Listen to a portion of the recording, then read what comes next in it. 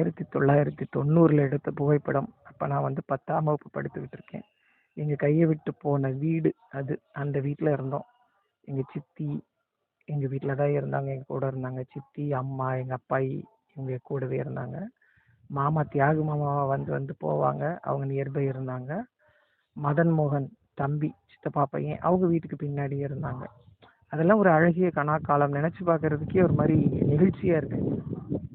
என்ன பெருசா வாழ்க்கை, எல்லாம் எங்க இருந்து எப்படி போய் உட்காந்துருக்கோம். இப்போ இந்த படத்துல இருக்க அத்தனையும் கழுடு கட்டையாயிடுச்சு.